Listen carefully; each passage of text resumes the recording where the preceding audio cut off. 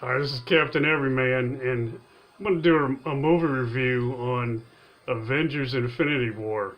This is going to be more raw and less polished than usual because I just came back from the movie. I wanted to capture the emotion I felt and the excitement I felt as a moviegoer, as a comic book reader, in my youth, and even sometimes now. And I wanted to say that this movie was the best episode ever of Avengers, without a doubt. It was well done, and one of the things that was most enjoyable was the interactions between characters, especially from these different movies like, you know, Spider-Man and Iron Man and Guardians of the Galaxy, Thor, characters that we hadn't seen interact before. They all came together. We got to see their chemistry and a lot of their little comedic episodes together, little interactions together, especially Thor and the Guardians of the Galaxy. It was hilarious. There was a lot of good comic relief in this movie. The tone was very much like the other movies. And but I'll say this, Iron Man was preeminent in this movie again. I think he's become sort of the main character that the writers go to kind of make him like their voice and to kind of tie things together. He's kind of the leader. Now, is that so true in the comic books? Maybe not, but in the movies anyway, I think especially because his movies did so well early on, he's become that in the Avengers movies as well. And it was good. It was entertaining. Now, there are a lot of big surprises here, and I never like to give away the ending to a movie, so I won't. But I'm going to give away some spoilers, so if you don't want any spoilers at all, they're not going to be huge, big spoilers that will spoil the movie for you, I don't think. But stop now if you don't want to hear any at all. And come back after you've seen the movie. But the movie starts off at the end of Thor Ragnarok. That's where it begins. You know, we see this big ship at the end, and Loki and Thor is sitting there, and all of a sudden this big ship is behind him. Well, that turns out to be Thanos in the ship. I guess most people knew that already. But that's where we start off. He interacts with them. And let me say this, what happens there really foreshadows the whole movie. And at the end, I was really thinking, you know what, it did. So without giving you the ending, there's a lot of foreshadow in this movie. One of the big themes in this movie is really Thor. Thor and his tragic sort of story that's being told here, how he's lost so much, and really the characters even talk to each other about how much they've lost. And they all have. They've all had these struggles. A lot of them have lost family members and people they've loved already. So the movie really touches on much of that, and I really enjoyed Thor. Thor, especially in the comic books, was never my favorite character, but my goodness, I've really enjoyed him in the movies. And in this movie especially, I mean, he was really became the heroic figure that you would think of him as being in this kind of fantasy setting. And but here's a big sort of shock in this movie, at least it was to me. This movie is really more about Thanos' story. They really go deep into who he is. They really reconstruct who he is. If you think of Batman Begins and what kind of movie that was, well, this movie is like Thanos' movie. We learn about his backstory. We learn about most of his motivations. We learn about who he is. And he really is the main focus of this movie, which is not what I thought was going to happen.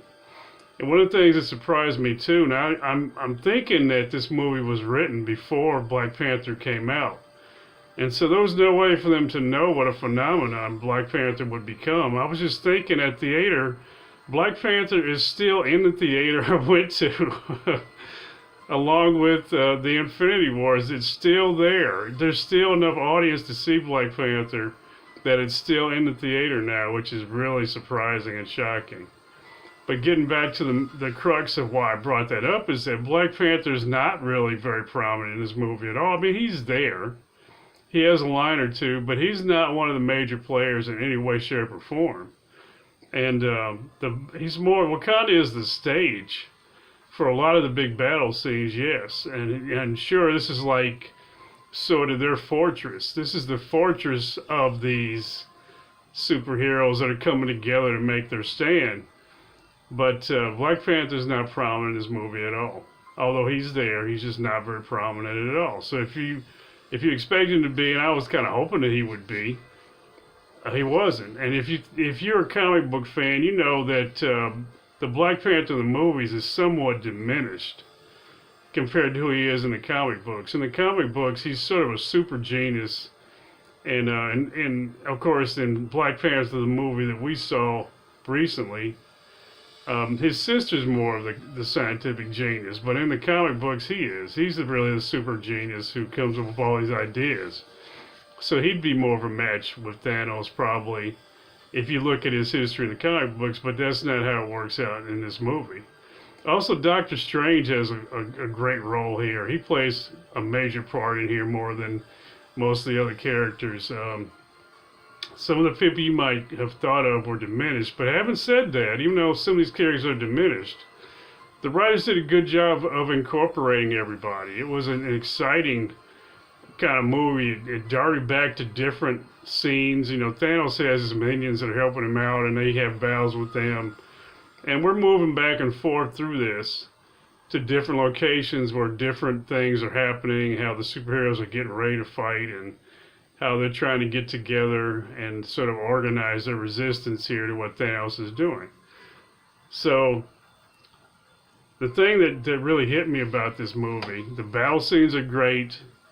The interactions are great. A big part of it is Vision's romance and how the two of them have become really close, and how there's the Infinity Stone is embedded in his head, right? And it's part of really who he is. And so there's this sort of conflict there that's huge and center stage as well. Can they keep him alive? And that's why, if you've seen the trailer, how Shuri is trying to help him so that he doesn't die if the stone is taken, basically. And I'm not going to give that away either, but she's attempting to do that. So here's the thing about this movie, and why I was so excited to go ahead and review, is since I never give away endings, I can't say anything about it.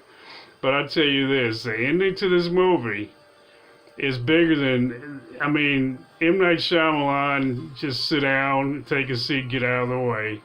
Because the ending of this movie is surprising, shocking, unexpected, amazing, and a bold move by these writers. So if you're expecting a run-of-the-mill movie in any way, shape, or form, you're not going to get it with this movie. Let me just tell you that. Be excited to go see this movie. Go see this movie.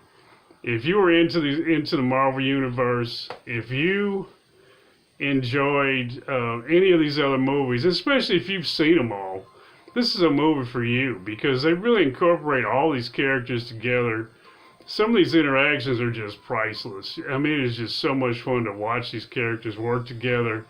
And let me give you this note. I reviewed Spider-Man when it came out, and one of the criticisms I had of it was that they had turned Spider-Man into Robin, and they had turned Iron Man into Batman.